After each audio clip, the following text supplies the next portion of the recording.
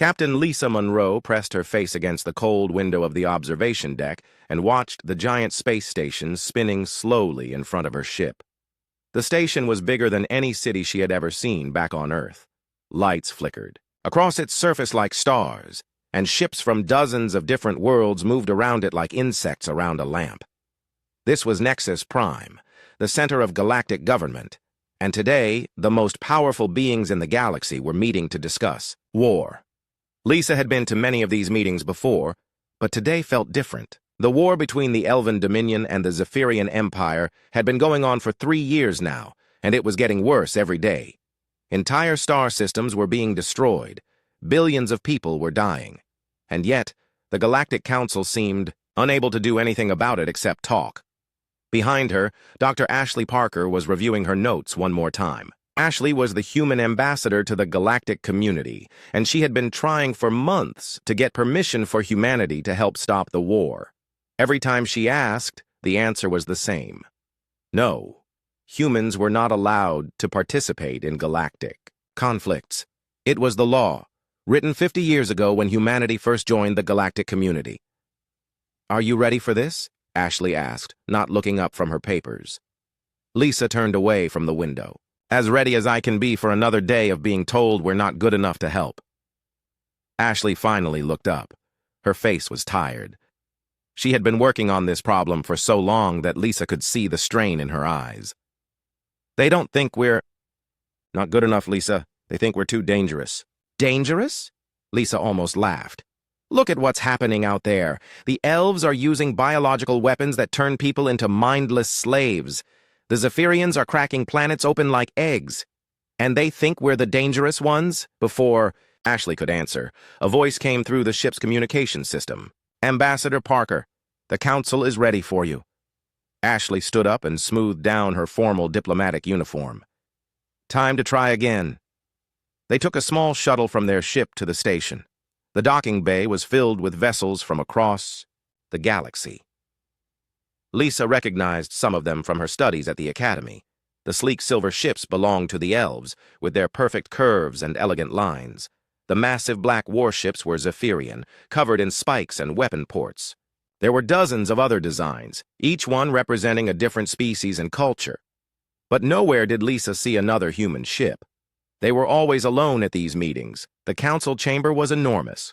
Representatives from over 100 different worlds sat in a great circle, their forms as varied as their ships. Some looked almost human, while others were so alien that Lisa could barely understand how they moved or thought. In the center of the circle was a holographic display showing the current state of the war. The display was not pleasant to look. At red zones marked systems where fighting was happening. Black zones showed where entire worlds had been destroyed or abandoned. The red and black areas were spreading like a disease across the galaxy. Admiral Zarathiel of the Elven Dominion was speaking when they arrived. She was tall and perfect, with the kind of beauty that looked like it had been carved from marble by a master artist. Her voice was cold and precise as she described the latest Zephyrian attacks on Elven colonies. "The barbarians have no honor," she said, her image flickering in the holographic projector. "They target civilians without mercy. They poison worlds that should be preserved for future generations. We demand that the Council authorize us to use any means necessary to stop this threat." A Zephyrian general responded immediately. His appearance was completely different from the elf. Where she was beautiful, he was terrifying. His skin looked like rock, and his eyes glowed red in the darkness. "The elves speak of honor while they create plagues that steal the minds of our people," he growled. "They turn our own families against us. We will not stop until every elf in the galaxy pays for these crimes." Lisa watched as other representatives spoke. Some supported the elves, others the Zephyrians. Many just wanted the war to end, but had no idea how to make it happen. The debate went on for hours, with no real progress being made. Finally, Ashley stood up. "Honored council members," she began, "I request permission to speak on behalf of humanity." A wave of whispers went through the chamber. Many of the aliens looked surprised that the humans were even there. Admiral Zarathiel's perfect features showed clear annoyance. "The human observer may speak," said the council chairman, a being that looked like a giant tree with eyes. Ashley walked to the center of the chamber. The human government offers our assistance in ending this conflict. We have ships, we have soldiers, and we have experience in peacekeeping operations. Let us help you stop this war before more innocent people die. The response was immediate and negative. Admiral Zarathiel's hologram flickered as she leaned forward. The humans have no place in this discussion. They lack the tactical knowledge of my people and the warrior spirit of the Zephyrians. What could they possibly contribute to a conflict of this scale? Other representatives nodded in agreement. The Zephyrian general made a sound that might have been laughter. Humans are soft. They cry over the deaths of their enemies. Such weakness has no place in war. The council chairman raised one of his branch-like arms for silence. The prohibition against human military involvement in galactic conflicts remains in effect. This law was written for good reasons and will not be changed. The human request is denied. Ashley's face remained calm, but Lisa could see the frustration in her eyes. May I ask what those reasons are? Humanity has been part of the galactic community for 50 years. We have contributed to science, trade, and exploration. Why are we considered unfit for military service? There was a long pause. The council chairman's eyes seemed to look at something far away. The reasons are classified. The decision is final. As they made their way back to their ship, Lisa could not stop thinking about the meeting. She had seen the way the aliens looked at them. It was not just dismissal or contempt. There was something else in their eyes. Something that looked almost like fear. 50 years, she said to Ashley as they reached their shuttle. 50 years since humans were banned from galactic military operations, and nobody will tell us why. Ashley nodded. But I'm starting to think we might find out soon. This war is spreading too fast. Sooner or later, the council is going to run out of options. As their shuttle moved away from the station, Lisa looked back at the holographic display still visible through the chamber's windows. The red and black zones were growing larger even as she watched. Whatever the real reason for humanity's exclusion, from galactic warfare, she had a feeling they were about to discover it the hard way. In the depths of space, far from the eyes of the Galactic Council, human ships waited in the darkness. They had been watching, they had been preparing, and they were ready for whatever came next. 3 months had passed since the failed council meeting, and the war had grown beyond anything the galaxy had seen in centuries. Commander Kate Williams stood on the bridge of her reconnaissance ship, watching the scanner displays with growing horror. The planet below them had once been home to 12 million people. Now it was nothing but ash and twisted metal. "How many survivors?" she asked her sensor officer. "Maybe a few thousand scattered across the northern continent," came the reply. "The rest..." The officer did not finish the sentence. He did not need to. Kate had seen too many worlds like this in the past month. The Elven Dominion and Zephyrian Empire were no longer fighting just each other. They were destroying everything in their path, including the innocent people who just wanted to live their lives in peace. "Ma'am," called her communications officer, "we're getting a distress signal from the Kepler 442 system. Multiple civilian ships under attack." Kate did not hesitate. "Set course for Kepler 442, maximum speed." The journey took 6 hours, and when they arrived, Kate wished they had been faster. 3 civilian transport ships were drifting in space, their hulls torn open by weapons fire. Debris and bodies floated between them like a cloud of death, but her sensors showed life signs on one of the ships. "Take us in close," Kate ordered. "Prepare the rescue teams." As her people worked to save the survivors, Kate got her first close. Look at what this war was really doing to ordinary people. The refugees they pulled from the damaged ships were from a dozen different species. Some were elves who had fled from Zephyrian attacks. Others were Zephyrians trying to escape elven biological weapons. Most were civilians from neutral worlds, who had just been in the wrong place at the wrong time. Among the survivors was a woman named Velnara. She was an elf, but not like the perfect Admiral Zarathiel that Kate had seen in the council broadcasts. Velnara was injured and scared, her fine clothes torn and dirty. She was a diplomat, she told them, trying to reach neutral territory when her ship was attacked by both sides. "They do not care who we are anymore," Velnara said as Kate's medical team treated her wounds. "Elf, Zephyrian, neutral, it makes no difference. If you are in space, you are a target." Kate watched her ship's doctor work on the injured elf. The human medical technology was clearly more advanced than what Velnara was used to. Her wounds were healing faster than she expected, and the pain medication was more effective than anything she had experienced before.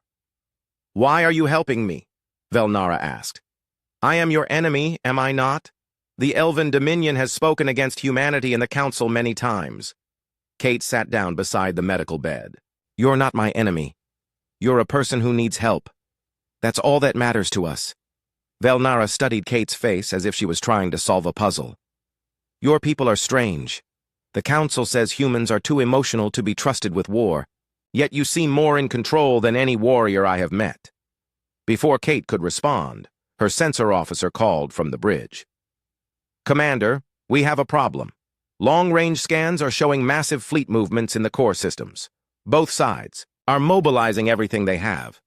Kate left Velnara with the medical team and returned to the bridge. What she saw on the tactical display made her blood run cold. The Elven Dominion and Zephyrian Empire were not just moving their fleets. They were moving weapons that could destroy entire star systems. "Get me a priority channel to Earth Command," she ordered. The communication took several minutes to establish across the vast distances of space. When Admiral Rebecca Stone's face appeared on the screen, Kate could see that she already knew what Kate was going to report. "How bad is it, Commander?" Rebecca asked. "They're going to deploy planet killers, Admiral. Multiple systems are going to be wiped out completely. We're talking about hundreds of billions of lives." Rebecca was quiet for a long moment. Kate could see her weighing options that no human should ever have to consider. The Council? Still talking. Still doing nothing. "Admiral, if we don't act soon, there won't be anything left to save." "Understood, Commander. Continue your rescue operations, but be ready to receive new orders within the hour." The connection ended, and Kate returned to checking on the refugees they had rescued. Velnara was sitting up now, her injuries mostly healed thanks to human medical technology. She was talking quietly with some of the other survivors, and Kate could see that her presence was calming the others. "Commander," Velnara called as Kate approached. "May I speak with you privately?" They moved to a quiet corner of the medical bay. Velnara looked around to make sure no one else could hear them before speaking. "I have been thinking about what you said earlier, about helping people regardless of who they are. Is this truly how all humans think?" Kate nodded. "It's how we try to think. We don't always succeed, but we try." "Then perhaps the Council was wrong about your people." Velnara paused, seeming to struggle with something. "I have information that might be useful to you. Intelligence about fleet movements, weapon deployments, civilian evacuation routes. I was carrying it to neutral territory when we were attacked." "Why would you share that with us?" "Because in the past 3 months, I have seen what this war is doing to innocent people. And in the past 3 hours, I have seen what humans do when they find innocent people in trouble. I think I would rather trust you with this information than watch it die with me in space." Kate was about to respond when alarms began sounding throughout the ship. Her communications officer's voice came over the speakers. "All hands, this is not a drill. We have multiple contacts approaching from hyperspace." Kate rushed back to the bridge with Velnara following close behind. The tactical display showed dozens of ships dropping out of hyperspace around them. But these were not Elven or Zephyrian vessels. They were human ships, more than Kate had ever seen in one place. "This is Admiral Rebecca Stone to all human vessels," came a voice over the communications system. "Operation Guardian Angel is now in effect. All ships are to take positions and prepare for immediate deployment to conflict zones." Kate stared at the display in amazement. The human fleet was larger than she had imagined, and every ship was equipped with technology that the rest of the galaxy had never seen. Stealth systems that made them invisible to most sensors. Weapons that could disable enemy ships without destroying them. Medical facilities that could treat injured people from any species. "Commander Williams," Admiral Rebecca's voice called directly to Kate's ship. "You have refugees aboard?" "Yes, Admiral.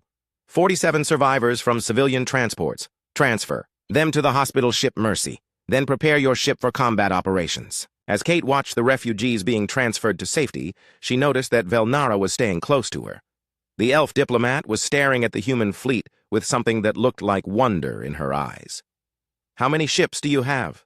Velnara asked quietly. Enough, Kate replied. And how long have you been preparing for this? Kate looked at her new friend. 50 years. Across the galaxy, similar scenes were playing out as human ships decloaked in dozens of star systems. For the first time in 50 years, humanity was about to show the galaxy what they were really capable of, and everyone was about to learn why they had been forbidden from galactic wars for so long. The message that went out on all frequencies was simple and direct. To all combatants in the current conflict, this is Admiral Rebecca Stone of the Human Defense Force. You have brought war to innocent people for the last time. This ends now. Admiral Zara Thiel had commanded fleets for over 2 centuries, but she had never seen anything like the human ships that surrounded her forces near Rigel 7th. They had appeared as if from nowhere, their strange technology making them invisible, until they chose to reveal themselves.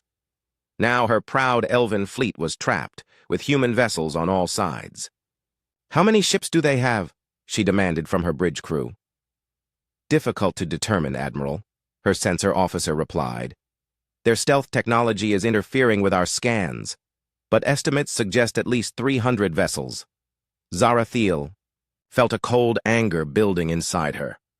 300 ships was more than the combined fleets she had brought to this battle. How had the humans managed to build such a force without anyone knowing? More importantly, how had they developed technology that made elven sensors useless? Open a channel to the human fleet, she ordered. The main screen flickered and showed the bridge of a human ship. A woman with short brown hair and calm eyes looked back at her. This was Captain Lisa Monroe, according to the identification that appeared on the screen. Admiral Zara Thiel, Lisa said in a voice that was surprisingly peaceful for someone commanding a military force. I am Captain Lisa Monroe of the Human Defense Force. We need to talk. You dare to threaten the Elven Dominion? Zara Thiel's voice was ice cold. Your pathetic species was forbidden from military action for good reason. Stand down immediately, or face the consequences. Lisa's expression did not change. With respect, Admiral, you are not in a position to make threats. Your fleet is outnumbered and outgunned. More importantly, you are surrounded by ships that you cannot even see on your sensors. We could have destroyed you already if that was our intention. Then what do you want? An end to this war. An end to the suffering of innocent people. An end to the destruction of entire worlds over political differences. Zara Thiel laughed, but there was no humor in the sound. You think you can end a war that has lasted 3 years? You think your human emotions and soft hearts can solve what the greatest military minds in the galaxy cannot? Let me show you something, Lisa said. The screen changed to display tactical information about the current battle. Zara Thiel could see the positions of every ship in both fleets, along with detailed analysis of their capabilities, weaknesses, and probable next moves. The information was so complete and accurate that it made her feel naked and exposed. This is what we see when we look at your fleet, Lisa continued. We know exactly how you plan to fight this battle because we have studied Elven military doctrine for 50 years. We know that you will try to use your superior maneuverability to break through our left flank while your heavy cruisers provide covering fire. We know that your backup plan involves a fighting retreat to the asteroid field where you think you can use the terrain to your advantage. Zara Thiel stared at the display in shock. Every detail was correct. How could humans possibly know so much about Elven tactics? We also know, Lisa went on, that your ships are carrying biological weapons intended for use against Zephyrian colonies. We know about the mind control viruses, the genetic plagues, and the neural disruptors, just as we know about the Zephyrian planet crackers and their plans to turn elven worlds into lifeless rocks. How can you possibly know all of this? Zara Thiel whispered. Because we have been watching, we have been listening. We have been preparing for the day when we might need to step in and stop a war that was destroying the galaxy. The screen changed again, this time showing Zara Thiel something that made her heart stop. It was a recording from 50 years ago, showing human ships engaged in combat with a coalition of alien fleets. But the humans were not just fighting. They were systematically dismantling the enemy forces with surgical precision, disabling ships instead of destroying them, capturing leaders instead of killing them. 50 years ago, Lisa explained, Humanity ended a war that had been raging for decades. We did it in 18 months. We did it without destroying a single civilian target.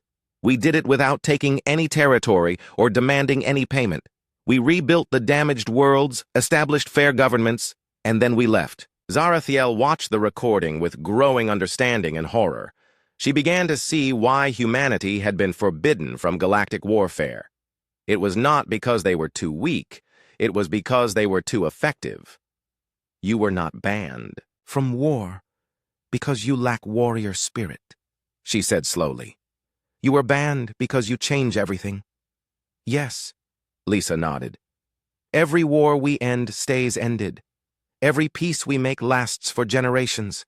The other species in the galaxy were afraid that if we kept solving conflicts, their own people would start to prefer human solutions to their traditional politics. Before Zarathiel could respond, alarms began sounding on her bridge. Her tactical officer called out in panic. Admiral, the Zephyrian fleet has arrived. 200 ships dropping out of hyperspace. The situation had just become much more complicated. Now there were 3 fleets facing each other in the same space, with centuries of hatred between the elves and Zephyrians, and complete uncertainty about what the humans would do. This is General Krixta of the Zephyrian Empire, came a harsh voice over the communications channel. All elven ships will surrender immediately or be destroyed. The Elven Dominion does not surrender to barbarians, Zarathiel replied automatically. Lisa's voice cut through the argument with calm authority. General Krixta, Admiral Zarathiel, this is Captain Monroe. I am ordering both of your fleets to stand down. This battle will not happen. Both alien commanders began shouting at once, but Lisa continued speaking as if they had not said anything. Admiral, your ships are already disabled. My apologies. But we took the liberty of using electromagnetic pulse weapons on your fleet while we were talking. Your weapons are offline, your engines are offline, and your life support is running on backup power. General, your ships are experiencing similar difficulties. Zarathiel quickly checked her ship's status and found that Lisa was telling the truth. Somehow, without her crew even noticing, the humans had systematically disabled her entire fleet. This is impossible, General Krixta growled. Our shields were at full power. Your shields protect against the weapons you know about, Lisa replied. They do not protect against technology that your species have never seen before. The next few hours passed in a blur of impossible events. Human ships moved through the disabled fleets like shepherds gathering lost sheep. Instead of destroying the alien vessels, they attached repair drones and began fixing the damage they had caused. Medical teams transferred over to treat wounded crew members. Engineers shared food and supplies with ships that were running low. Most shocking of all, the humans treated everyone with the same courtesy and respect. Elven prisoners were given the same medical care as Zephyrian prisoners. Enemy commanders were invited to discussions rather than being thrown in prison cells. Zarathiel found herself aboard the human flagship, sitting in a comfortable chair, while a human doctor examined the injuries she had received during the battle. Across from her sat General Krixta, receiving the same treatment from another human medical officer. Why? Zarathiel asked Lisa, who was sitting nearby. Why treat your enemies with such kindness? Lisa looked at her with those calm eyes that seemed to see everything. Because you are not our enemies, Admiral. You are people who got caught up in a war that should never have started. You are victims of political leaders who care more about power than about the people they are supposed to protect. The Zephyrians are monsters, Zarathiel protested weakly. The Zephyrians are people, Lisa corrected. Just like you are people. Just like we are people. The real monsters are the ones who start wars for profit and let others die for their ambitions. As the hours passed, Zarathiel began to understand what had really happened 50 years ago. The galaxy had not banned humans from warfare to protect other species from human aggression. They had done it to protect themselves from human compassion, because once humans became involved in a conflict, everything changed. Enemies became allies, wars became peace negotiations, conquest became reconstruction, and the established order of the galaxy could not survive that kind of change. The human flagship was larger than any vessel Zarathiel had ever seen, but it did not feel like a warship. The corridors were wide and well lit, with gardens and art displays that made it feel more like a floating city than a military vessel. She walked beside Captain Lisa Monroe toward the main conference room, where representatives from both the Elven Dominion and Zephyrian Empire were gathering to discuss peace terms. "Your ship is not what I expected," Zarathiel said as they passed, a viewing window that showed the vast fleet of human vessels surrounding them. "What did you expect?" Lisa asked. "Something darker, more threatening. This feels like a place where people live and work happily, not a weapon of war." Lisa smiled slightly. "Maybe that is because we do not see war and peace as different things. For us, the purpose of military force is to create the conditions where people can live and work happily. The ship reflects that purpose." They entered the conference room to find an unusual scene. General Krixta was sitting at the same table as several Elven commanders, and they were actually talking to each other instead of fighting. Dr. Ashley Parker was showing both groups detailed plans for rebuilding the worlds that had been damaged in the war. Velnara was there too, working with human translators to establish communication protocols that would allow the different species to negotiate more effectively. She looked up when Zarathiel entered and nodded respectfully. "Admiral," Velnara said, "I have been reviewing the human reconstruction proposals. They are unlike anything I have ever seen." Zarathiel took her seat at the table and examined the documents that Ashley handed to her. The plans were incredibly detailed, covering everything from agricultural restoration to establishing new governments. But what surprised her most was how comprehensive they were. "You have solutions for problems that have not even happened yet," she observed. Ashley nodded. "We have been studying this war for 3 years, Admiral. We know exactly what challenges will arise during the peace process, and we have developed responses to all of them." General Krixta leaned forward, his rocky features showing confusion. "Why do you care so much about rebuilding our worlds? You gain nothing from helping us." Commander Kate Williams, who had been quietly observing the discussion, spoke up. "General, may I ask you a question? How many of your people have died in this war?"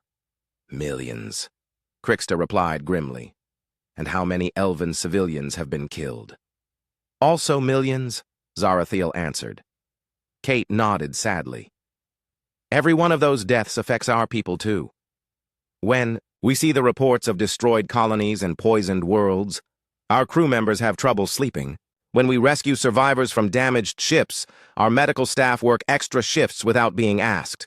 When we see children who have lost their parents to this war, our soldiers volunteer their own time to help care for them.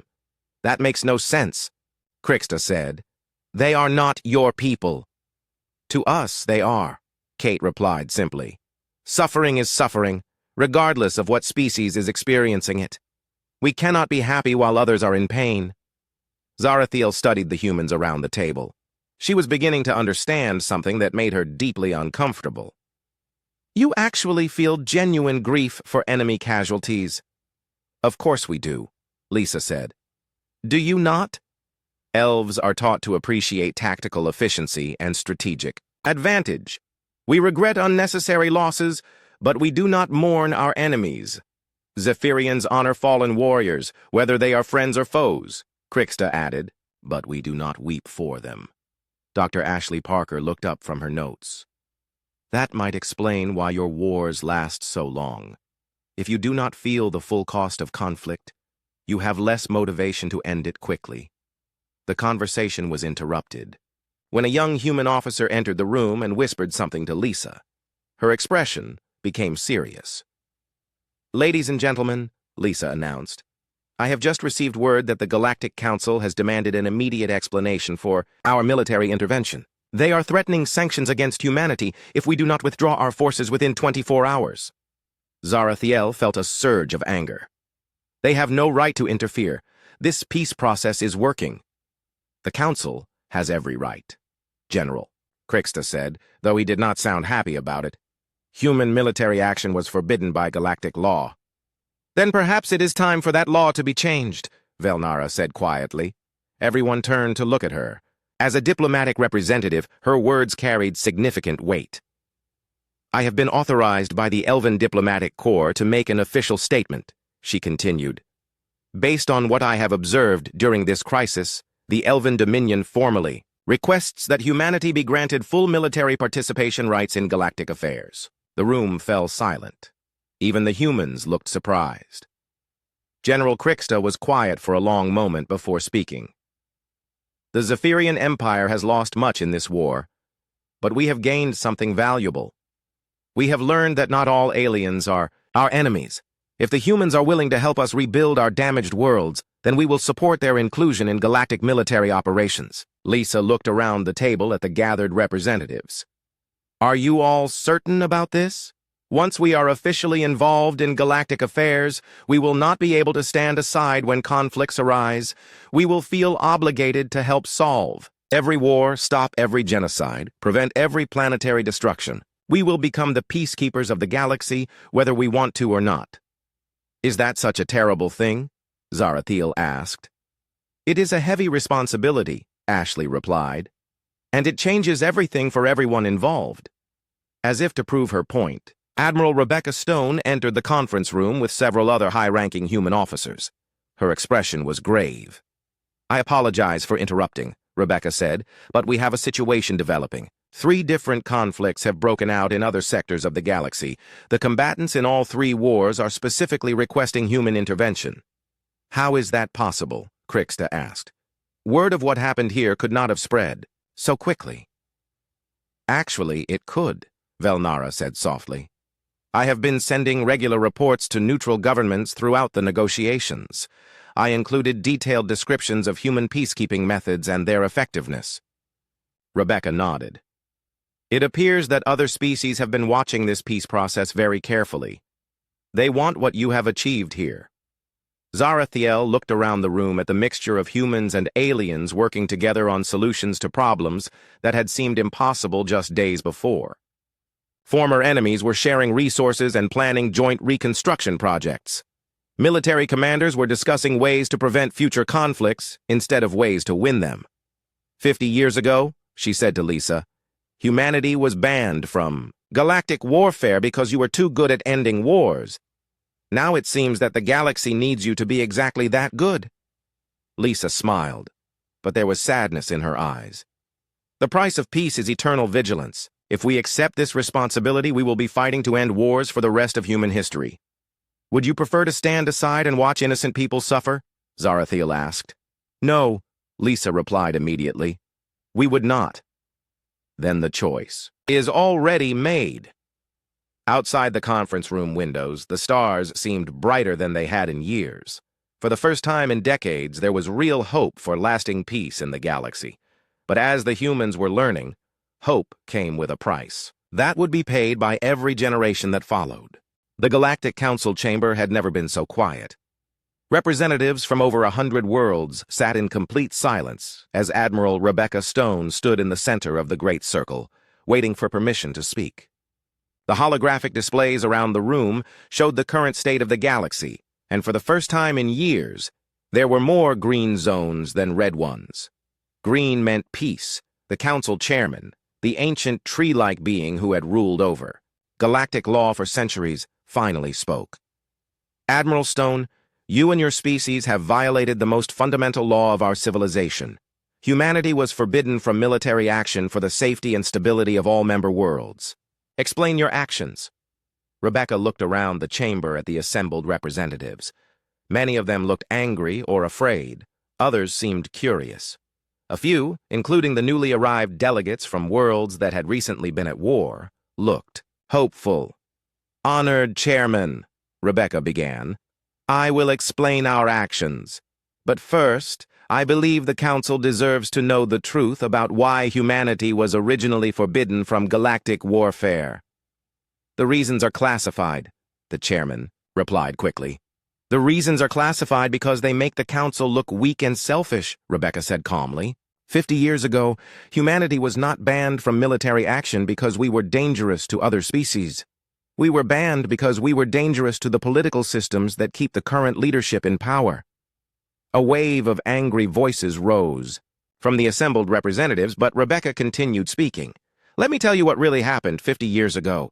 There was a 3-way war between the Altarian Republic, the Centauri Federation, and the Outer Rim colonies. It had been going on for 37 years. Billions of people had died.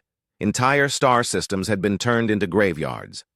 The Council met regularly to discuss the situation, but nothing ever changed because each side had allies on the council who blocked any real action.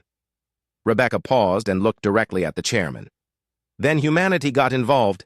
In 18 months, we ended a war that your diplomats could not solve in nearly 4 decades. We did it without taking any territory, without demanding any payment, and without destroying any civilian targets. We helped rebuild the damaged worlds, established fair governments based on the will of the people rather than the preferences of their former rulers. And then we left. Admiral Zarathiel stood up in the section reserved for military observers. The Admiral speaks the truth. I have reviewed the historical records.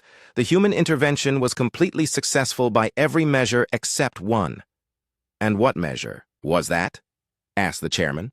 It made the established governments of the galaxy look incompetent by comparison, Zarathiel replied. The people who had been suffering through decades of war saw that peace was possible if their leaders actually wanted to achieve it. Many of those governments were replaced by their own citizens within a few years. General Krixta also stood. The Zephyrian Empire has also reviewed these records. We have concluded that humanity was banned from galactic warfare not to protect other species from human aggression, but to protect the current power structure from human effectiveness. Dr. Ashley Parker moved to stand beside Rebecca. The truth is that we solve problems instead of managing them.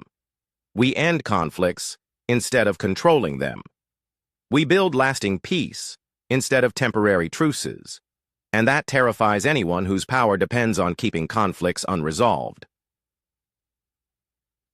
The council chairman's bark-like features showed clear anger.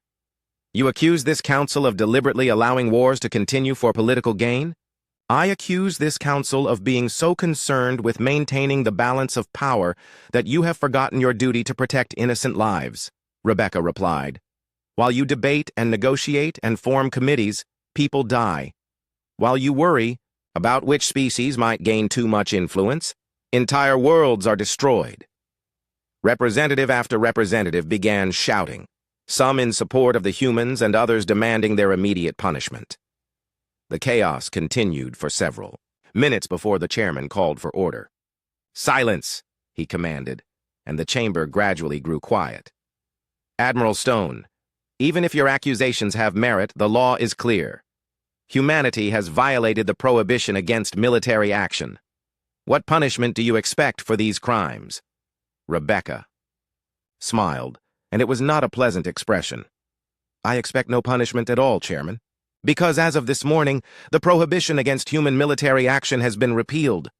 The chamber erupted in confused voices. The chairman demanded an explanation. While we have been meeting here, Rebecca continued, formal requests for the repeal of the military prohibition have been submitted by 47 member worlds. These include the Elven Dominion, the Zephyrian Empire, and every neutral world that has been affected by the recent conflicts. Under galactic law, a formal petition signed by at least 40% of member worlds must be brought to an immediate vote. Velnara stood up in the diplomatic section. The Elven Dominion hereby formally requests that humanity be granted full military participation rights in galactic affairs, with the authority to intervene in conflicts where civilian populations are at risk. General Krixta nodded. The Zephyrian Empire seconds this request and pledges our full support for human peacekeeping operations. One by one, representatives from dozens of worlds stood to voice their support. Some had been rescued by human forces during recent conflicts. Others had seen the results of human peace negotiations and wanted the same help for their own regional problems. The chairman looked around the chamber with growing alarm. This is highly irregular. Such a significant change in galactic law requires careful consideration and extended debate. No, it does not, came a new voice from the entrance to the chamber. Commander Kate Williams entered with a group of legal experts from various member worlds. Under Section 12 of the Galactic Charter, emergency military authorization can be granted by simple majority vote when civilian populations are under immediate threat. Since there are currently active conflicts in 17 different star systems, the emergency conditions are clearly met. The vote was held immediately, and the result was overwhelming. 73% of the Council voted to grant humanity full military participation rights. The prohibition that had stood for 50 years was officially ended. As the council session concluded, Rebecca found herself surrounded by representatives from worlds across the galaxy. Some wanted to hire human peacekeepers for their own conflicts. Others wanted to learn human negotiation techniques. Many just wanted to thank her for finally bringing real hope for peace to their people. Admiral Zarathiel approached as the crowd began to thin. "Admiral Stone, I must ask you something. Are you prepared for what comes next? Once word of this spreads, every conflict in the galaxy will become your responsibility. Your people will be asked to solve problems that have existed for centuries. Are you ready for that burden?" Rebecca looked out through the chamber's windows at the vast expanse of space beyond. Somewhere out there, 3 different wars were already waiting for human intervention. Reports were coming in about genocide on distant worlds, slave raids in the outer systems, and colonial rebellions that were turning into bloodbaths.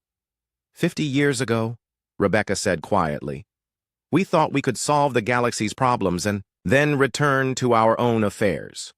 We learned that peace is not something you achieve once and then maintain forever.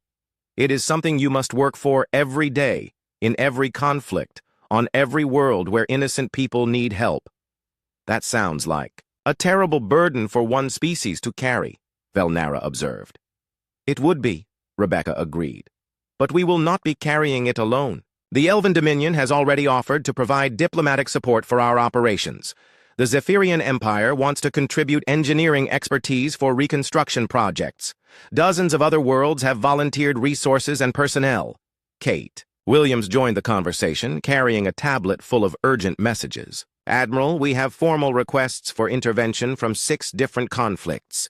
3 involve genocide, 2 are colonial wars, and 1 is a civil war that is threatening to spread to neighboring systems. Rebecca took the tablet and reviewed the requests. Each one represented thousands or millions of lives at stake. Each one was a test of humanity's commitment to their new role as galactic peacekeepers. "Send word to all human fleets," she ordered. "Operation Guardian Angel is now permanent. We have work to do." As the human delegation prepared to leave the council chambers, Rebecca reflected on the irony of their situation. 50 years ago, humanity had been forbidden from galactic wars because they were too good at ending them. Now they were being asked to end every war in the galaxy because they were the only ones who had proven they could do it successfully. The stars outside seemed brighter now, full of promise and possibility. But Rebecca knew that each of those stars might hide a world where people were suffering, where conflicts raged, where innocence needed protection, and now it was humanity's responsibility to bring peace to all of them. The age of human neutrality was over. The age of human peacekeeping had begun, and the galaxy would never be the same.